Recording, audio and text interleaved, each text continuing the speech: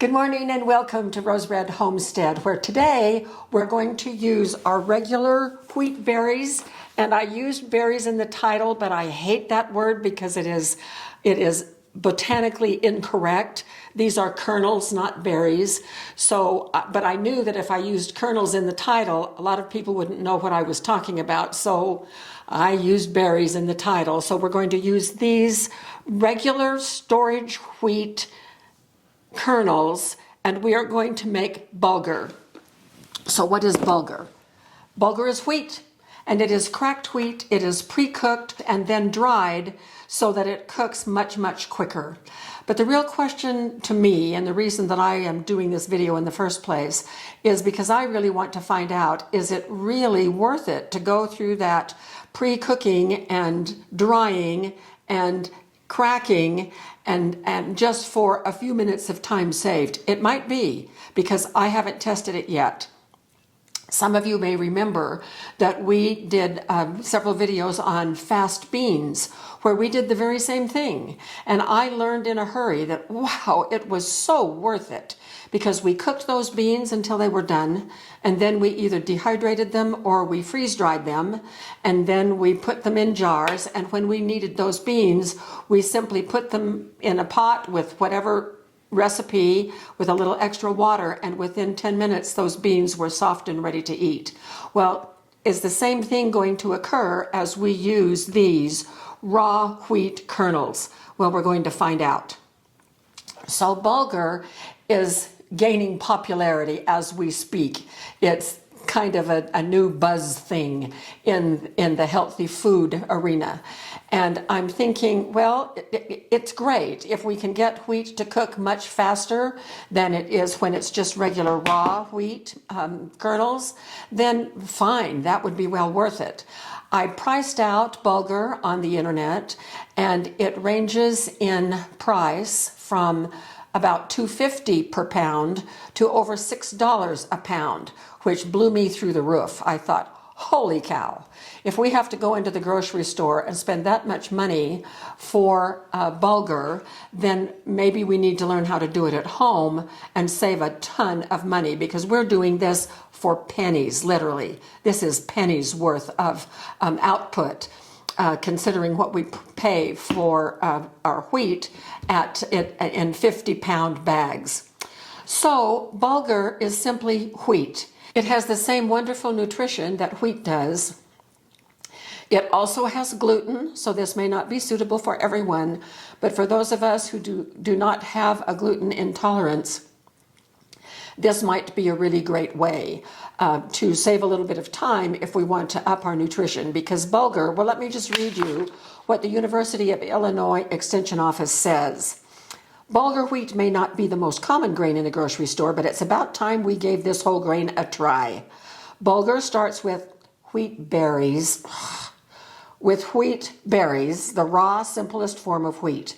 These kernels, These kernels are then hulled, partially cooked, and dried before packaging. Unlike wheat berries, which may take an hour or more to soften, bulgur is much more convenient since it has already been parboiled. In fact, prepare bulgur much like you would instant rice. Bring bulgur and water to a boil, cover and simmer about 10 to 12 minutes, fluff with a fork, and voila! As a whole grain, bulgur is highly nutritious, rich in dietary fiber, protein, vitamins, and minerals. At least half the grains we eat should be whole grain, making bulgur an excellent grain to keep on hand. And wheat is an excellent grain to keep on hand.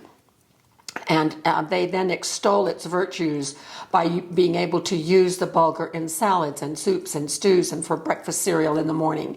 Now, in a couple of weeks, I'm going to be doing another video, and I'm going to be sharing 3 recipes for bulgur. But I want to find out first if it's really worth our time to go through all this, or whether regular wheat will do the very same thing in not too much time. So I've done the first half of our experiment already. I'm going to show you 4 ways that I did the processing that we're going to do for bulgur wheat, only I didn't pre-cook it. It's just right out of here. So I didn't cook it and then dry it and then grind it. I took it out of here, put it in my grain mill over there, and then here are the results. So I grew up on cracked wheat cereal, and that's pretty much what is in this jar. That means that after it came out of the grain mill, this is exactly what we have. And you can maybe see that it is a combination of all sizes produced by my grain mill, including a floury substance. And this is what I grew up with, is cracked wheat cereal. So here it is. You can see it. You can see the particles in different sizes and even the floury part as well. And I cooked this a quarter of a cup of the wheat in a half a cup of water. And the result was within 10 minutes, I had this breakfast cereal that I'm so familiar with. Now, let me tell you just a little bit about the way that I cooked it. My times turned out so much faster than anything that I could find online. It made me really curious about why people cook it so long. But maybe they have a preference for it being the consistency of cooked zucchini. I like it with a little bit of bite to it, not anything to hurt my teeth. It has to be able to, when I bite down on it, it has to give and be soft, but I have to be able to know that it's a little bit chunky. Right here is full of plenty of chunks, and it's gummy because it's full of the flour stuff as well. That took 10 minutes to cook. Now, when I say cook, I started my timing at the first boil. The reason that I started at the boil was because when I started it in the pan, the water that I used could have been at different temperatures. And so I wanted to start at a common point for all of the experiment. So this was all I knew growing up. We didn't do anything to it after we pulled it from what we called our wheat grinder. We just used it right out of the grinder. When you do bulgur, one of the things that is suggested, and the best thing about this whole experiment that I learned and now absolutely love, that you take the freshly milled grain and you run it through several sieves to size it out. And bulgur comes in coarse and medium and fine. And those grit level, those are used for different types of recipes that we'll get into just a little bit. So I did that, and I want to show you how I did it. When I first started, I knew that I needed at least 2 different mesh sizes for the sieves. And I looked at all of my strainers. I have a set of 3, and I thought, oh, that'll be perfect. The sizes are graduated, but the mesh is not graduated. It's the same size mesh, and that wouldn't do me a bit of good. But I found these 2 little strainers in my utensil drawer, and they're just different enough that I was able to sort them into a coarse and a medium, and then what was left over was the fine.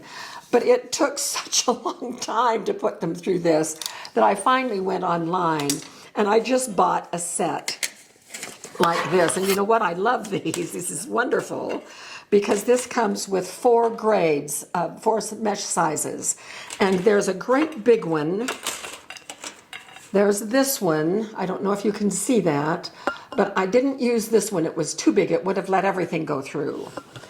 But the next size down is this. And this was larger than my strainers, but it strained out quite a bit. It sieved out quite a bit, and you just pop this in here, put it over a plate, and shake it, and we'll be doing that with our bulgur here shortly. And then the next size works perfectly for the next division of these grains. So we'll come back to doing this. Meanwhile, I want to show you the results of after I did this with my regular wheat. This is what it looks like. So this turned out to be coarse. So this was the size that sieved out this. This size right here remained on the top of this after I shook it and shook it and shook it. And then I cooked it out, and look how beautiful this is. This is all gummy over here. But this is individual little grain pieces, and these are all really uniform in size. I really do like this coarse grind. So that's akin to what I grew up with, without all the gumminess. So this is coarse. Then everything that was left on the plate, I ran back through with this one. And that gave me the medium grind. Look at these. I was amazed at how perfect these are. And this, and I tasted each one because I really like wheat cereal. And this is probably going to be my favorite when I start cooking wheat cereal again. What was left after I used the sieve of this size was this floury, uncooked fine. And it's just almost flour. It makes a very fine-grained porridge. And I didn't care for it very much, but perhaps there are other things that you can use with it. And then you can see the cooking times. So this was the coarse took 10 minutes, no, 9 minutes. The medium took 5 minutes, and fine grit, I didn't even boil. I boiled the water and poured it over and just let it soak. And it soaked for 2 minutes and it was done. And that's without any cooking, just what the boiling water gave to it, without any more heat on it. So those are pretty darn good times, and they're much, much lower than anything that I found online. Sometimes these were cooked for 12 to 14 minutes for the course, and then with each finer grit, the cooking time went down, but my times are way low.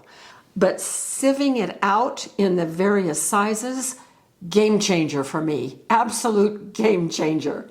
And so I am going to be using that in my kitchen from now on, the sieving out wheat, if I'm going to be using it for breakfast, because I have never liked the gumminess of this original full grind. So I will either be using this and this. Now you can tell with my size sieves right now, the largest portion of a grind, a full grind, is the medium. The least is the coarse. And then we have in the middle is the fine.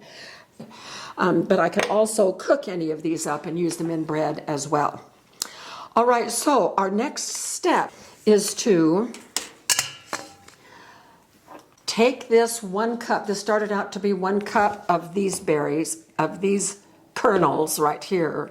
And I cooked these. Well, how long did it take to cook these? Bring to a full boil and let them boil. I was amazed at some of the things online. Someone said, oh, you need to soak it overnight, and then it takes 1 hour to 2 hours to soften it. And I thought, what? I grew up with this stuff. We never did any of that. So I just poured it right from this container into a measuring cup, into a pan, and then I doubled the water. So this is 1 cup of the kernels and 2 cups of water, and I boiled it, and it was plenty soft in 45 minutes. Then I put this in my dehydrator. I set the time for 3 hours, and the temperature, well, I set the time for 10 hours. I set the temperature for 160, and it was done in 3 hours. So 3 hours at 160, and these are just exactly like this. So we are now ready to take these over to the mill, and I'll show you what I'm going to do with them over there. This is my Como Mio grain mill, and I love it. These are the sizes of the grind, and so I have this way over here lined up with this one. So this is the largest grind that I've got, and that's what I'm going to use here. So we're going to grind everything. I sealed this. Okay.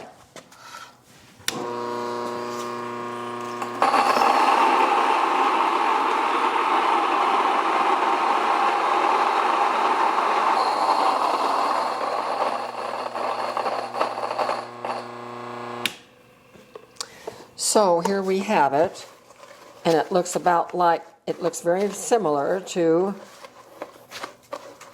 that has not been pre-cooked. All right, let's move back over here. Okay, so here we are. I am going to, now I'm not going to have enough to fill up any jars like we did here. I'm barely going to have enough here to do our cooking. So here is the grid for the course. And I just pop this in here, and push down with my thumbs, and I'm going to put it over this plate.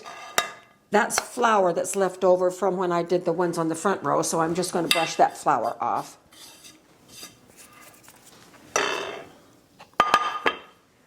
And I'm going to pour everything here.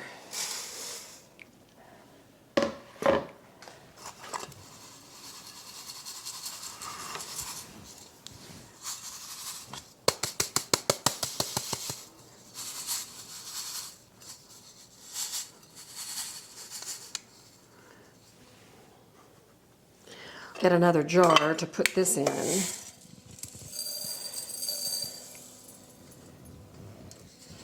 And I'm going to do 1/4 of a cup, or as much as I can.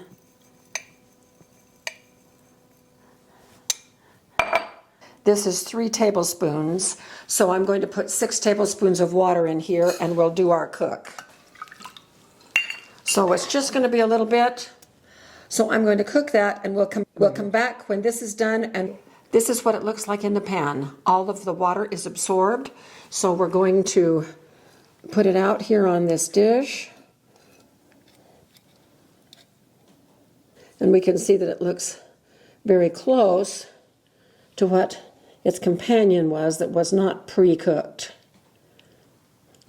And there are a few of the grains of the coarse. Okay, so I have to do a little cleanup. I still need to cook this. So we'll get that cooked as well so we can compare the gumminess.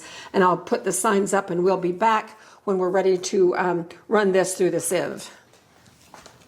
All right, so here is our second sieving, which is now going to split it into 2. So this has both the medium and the fine together here. So now we're just going to sieve out the medium. It will remain in the strainer.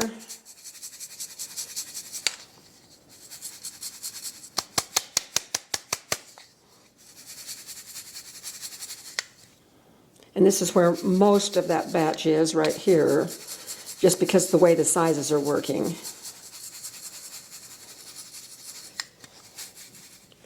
Okay, so now all that remains is for us to cook this batch and cook this, well, we'll soak this batch just like we did the uncooked version. When we come back, we'll have these 2 plates finished, and then we'll talk about it.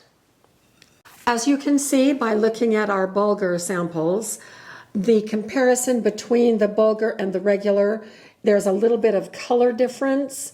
You don't see quite so many starch pieces, the white here, as you do here, because the starch has already been pre-cooked when I did the pre-cooking before the dehydrating. But the times are what is interesting. The regular full everything together was about half the time. The coarse was about half the time, but the medium and the fine were the same times. And it would then depend on whether or not I thought that comparison between, because I won't be doing these 2 in my recipes. I'm from now on going to be sieving any of the wheat that I use for bulgur-like recipes. And so I'm not sure that a 4 minutes here and a 9 minute here is going to make that much difference to me in the long run. If I were doing it on a daily basis, then yes, it would. But I don't use bulgur type recipes more than maybe once a month. And therefore, my personal decision is I am not going to be making bulgur from just the regular wheat kernels. I'll just use the regular wheat kernels because it is the size that counts for these recipes.